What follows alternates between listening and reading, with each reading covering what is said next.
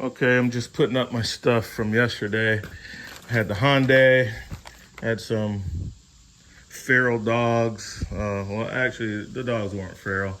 They're just not well trained, and people get animals and they don't want to take care of them. So a few neighbors down the street, they leave their, got a 6-foot gate surrounding their whole house. They leave it wide open with a car parked halfway in between the gate threshold, so they can't close the gate. The dogs get out, come over here, tear up brake lines on my wife's car. They literally chewed through the brake lines, got it all on video. Scratched up the car, pit bull and a little Jack Russell looking thing. Anyway, caused a lot of damage to the car. The wiring and stuff that you can get to from underneath the car that is, Anyway, so that's what this is. Some of the brake lines and stuff that I had to change out. And I had to order the ABS sensors because they tore all the ABS wires out and all of that. Maybe I'll put a clip in so you can see it. So I'm cleaning up from that job, and the check engine light came on the Hummer. So I need to, the code's red. It was for oil pressure switch, which I'm about to change, and a O2 sensor. Okay. And it was a generic code, so it just told me bank one. On the icon, did I use the icon for that? I think I did. Maybe I used Altel. I can't remember. I'll put the icon on it. It should tell me like bank one, sensor one, or something like that. So I'll put the icon on it because I think that was Altel. It just told me bank one. I would like to know if it's the upstream or the downstream sensor. Doesn't much matter. I will change them both, but I'd like to know if the tool is going to tell me, because I think I was working with the keys, so I had the IM508 on it, and it just told me bank one, and it told me about the DTC for the oil pressure switch. So I'll be I got my genuine parts here, and I will be, just for today, changing out. Those are for the Hyundai. I don't know what OEM parts look like for a Hyundai.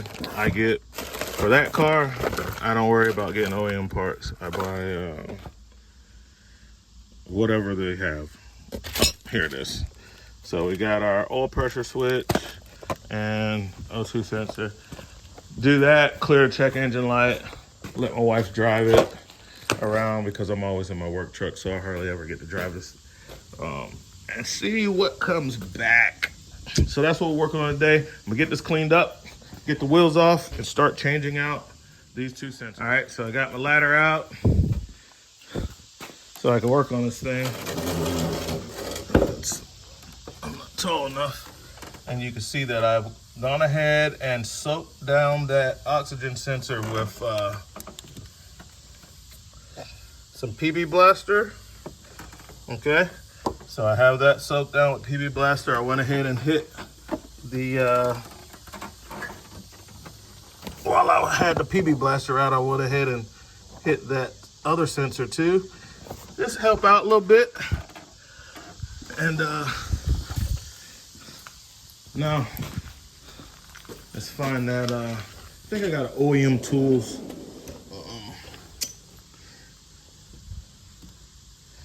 Let me get my, what's the name here to help the drawer stay open. Pretty sure I have that spark plug. One of those specialty sockets. That's not it. That's not it. Nope. Here it is. This is it right here. Yeah, OEM tools. Says 1 1/16. So I'll take this one and see if it matches up with it. It should. It has this weird shape.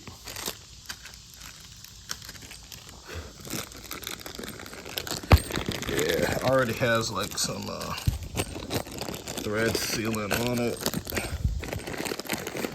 Okay. And I could tell right away that this is not the right sensor because the shape of the connector is not right. That's the only downside about ordering stuff online is yeah, I'm looking at that and I'm looking at the connector, and as you can see, different. The connector is way bigger on that one, so I'm gonna have to actually spend some money and go and get from a local parts place and go get the right sensor. So I knew that could be a possibility because I remember on the picture, the thread sealing on the one that I saw was red or orange looking, not white. And when I saw that, I was like, this probably might be the wrong one. But I took a chance. This didn't cost that much from Parts Geek. I'm not gonna try to send it back. It's just the extra part that I have that doesn't fit anything that I need. So now I'll go ahead and take the old one off, take it with me to the store and go get a replacement. Maybe I'll go ahead and do the O2 sensor, make sure we're all good there. So here's my setup. I got a long extension with the OEM tools. Then I got the big boy snap-on SLL80 Alpha. It's a big snap-on 1/2-inch ratchet, but the thing was so loose that just the weight of my snap-on ratchet, that thing just started turning so easy. And I said, oh well, I don't really need it. I'll just get a little impact gun to spin it out the rest of the way.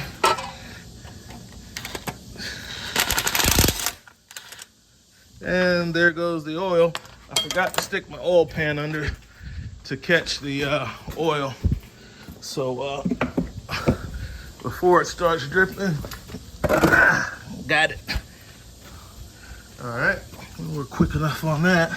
Just a little bit of oil came out. Let's take a look at the sensor. Yeah, we got gasket. So I will make a run to the parts store in my other truck and go pick one of these up. It's a 2-wire. That one's a 3-wire. Now, when I ordered this part, I did put in the vehicle information, but apparently, well, I know you could get this in 2 engines. I got the straight I got the 5-cylinder, not the V8, but I would have thought that but anyway, you can see the difference in what's on there and what I got. So no worries, I'll go grab a sensor. All right, so as we can see, I went ahead and checked the part for my oxygen sensor, and it is the correct part. It has the same connector. A little Christmas tree holds it on to the valve cover, which we'll be changing one day in another video. And I'll get a little pry tool, pop that out, and get this oxygen sensor out. Okay. Pulled out my O2 sensor kit. Used the new one to size it up. It's gonna be the 7/8 or 22 millimeter that fits it. I was thinking about going with the crow's foot one, but if I could get one of the sockets to get like full wraparound, I will use that. Let's see, what sizes do we have? That's 1/16. That's 28 millimeter. That's 22, which should fit it. It's 12 point, and 7/8, 27, 7/8, 29. So it's gonna either be this 12.1 1/2 inch drive, and I'll definitely be using this guy here, or it'll be the crow's foot wrench one. I'll try to use this first because it's easier to deal with as far as the ratcheting action. So let me try that, guys. Now, because I know I have the right part and I verified that, I could use this guy because I'm just gonna cut the wire. I'm gonna cut the wire so it could run out the side, and then I'll just use the socket one, and that's gonna be a lot easier. So, and hopefully it comes out without having a lot of issues. So I'm just gonna cut the wire a few inches up, and could have cut it all the way, but just in case I have issues, I want enough wire to be able to have something to reconnect if I had to. Okay, got that in position. Now I'm just going to get the light situated.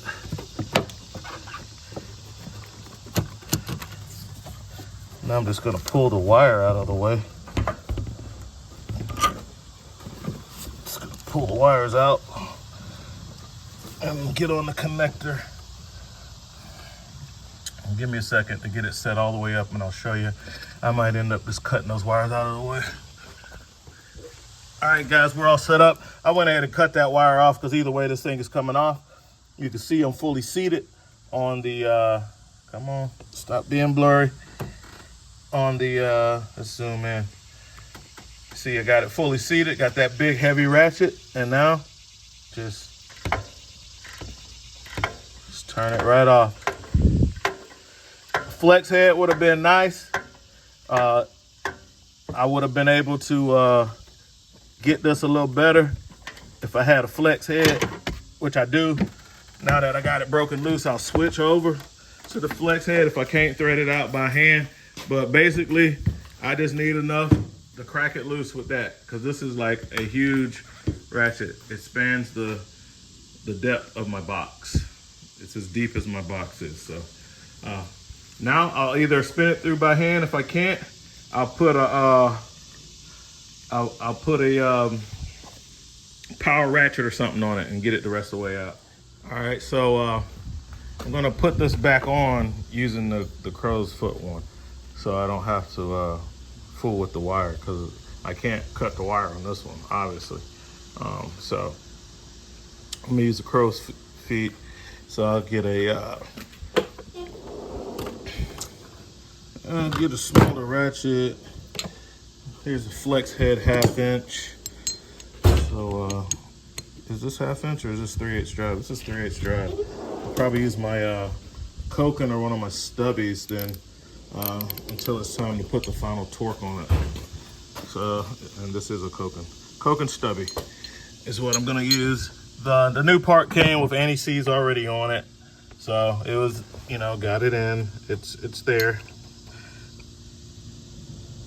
and I just gotta do the final tightening on it. So I'm gonna use this little small ratchet and then the crow's foot. So the little Koken worked great for running it down the rest of the way.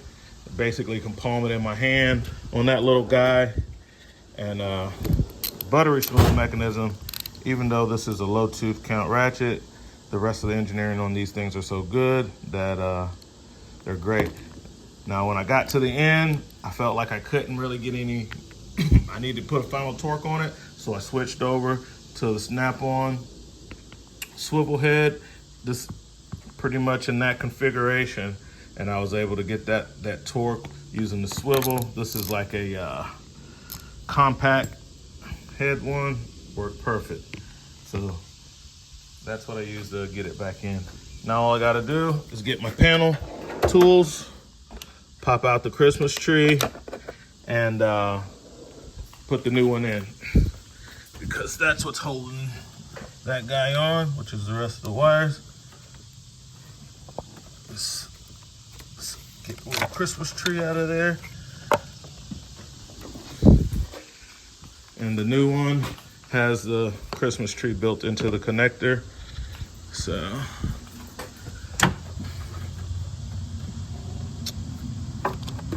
here's that connector right here. And reconnect it. There. And put the pin back in, the retaining pin. That's it. Easy job. Now there's another one that is downstream, which is which I also will it's right there. That guy. And I'll pick one of those up at the parts store and just replace both of them and be done with it while I have the tire off and doing the oil pressure sensor. So had a miss with this one, but had a good hit with this one. Now we're going to the parts store to pretty much get raped on the parts. But I need it today and I need it now. So that's how this stuff works. When you need the parts right now, you pay a premium. If you can wait, you can get GM parts or OEM parts for, this stuff is great for wasp. Watch this, guys. Boom. That stuff knocks them down, bro. This brake clean, this chlorinated brake cleaner takes a wasp out, bro. And because it has a nice straight jet, it's easy to target it in on them and they hit your mark. But anyway, time to get to the parts store, get the rest of the parts. All right, so we got our parts from the auto parts store. That's what I was saying, like when I seen with the red or orange thread locker. But anyway, this is just a Duralast. I had to get aftermarket because that's all they had. And I need to put the car back together, and that's how it sits down. So it sits down in there a little bit. I was able to get a good downstream O2 sensor though. I got a Bosch, so that's good. So we got that.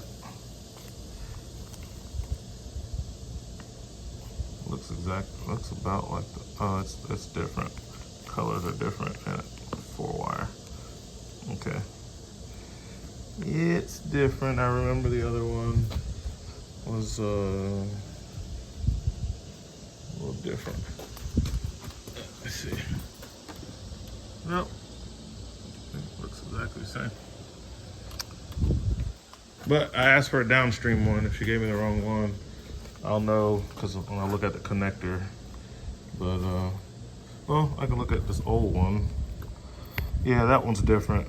Size difference and everything. And that's why I was saying the colors, because this one had a blue wire on it.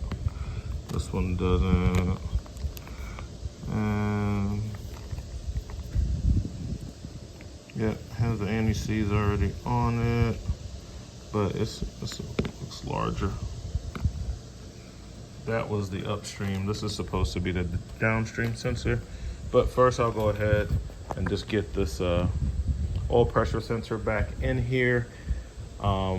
Before I put in this one, I want to pull the codes, clear the codes, and actually I'm just gonna put it in. I don't care whether it's not needed or not. I'm just gonna put it in. Let me get in. Same setup. Big heavy 1/2-inch snap-on ratchet. No problem.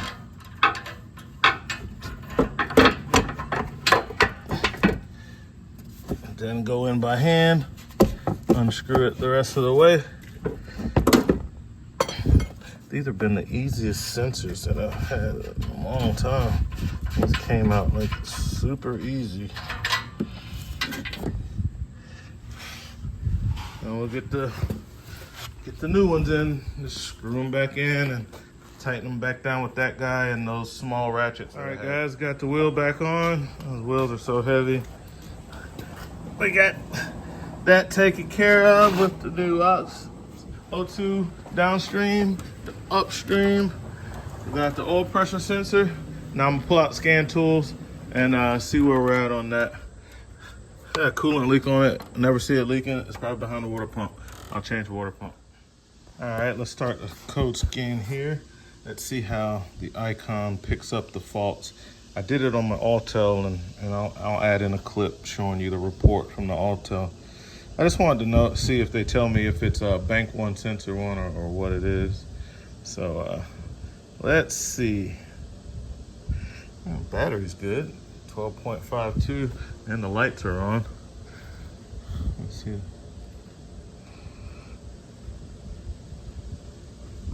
Oh, gotta take a call, guys. Stand by.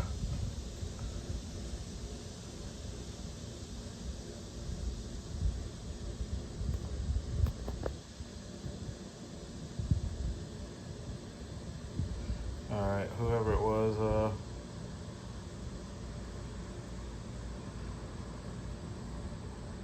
spam catcher must have got it. I think I got this thing set up to auto text. I can't remember. Anyway, network failure.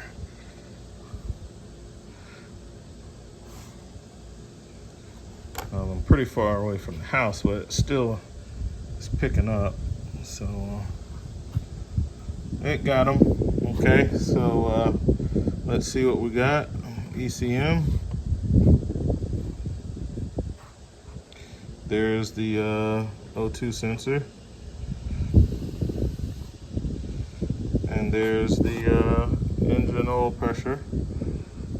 And then let's look at the code assist, because this is something that I believe they have fixed, because that database was non-existent when I first got the scanner. But they're fixing stuff up. Failed to get the data. Maybe I'm too far away from the access point. So we'll move out here by my old Suzuki and let's see if it could pick it up now. A little closer to the house. Of course, all of this stuff is based on the I can't see the screen very well out here. Trying to connect to the internet. I mean, I could put it on the hotspot. Failed to load. Yeah, well, anyway, we got the codes. And on my other tool, it tells me if it's bank one, sensor one. That's what it should be telling me. So, nevertheless, these two codes we can clear because we have fixed those problems. Go ahead and clear those codes. Let it run that again. I will turn on my hotspot on my T-Mobile phone.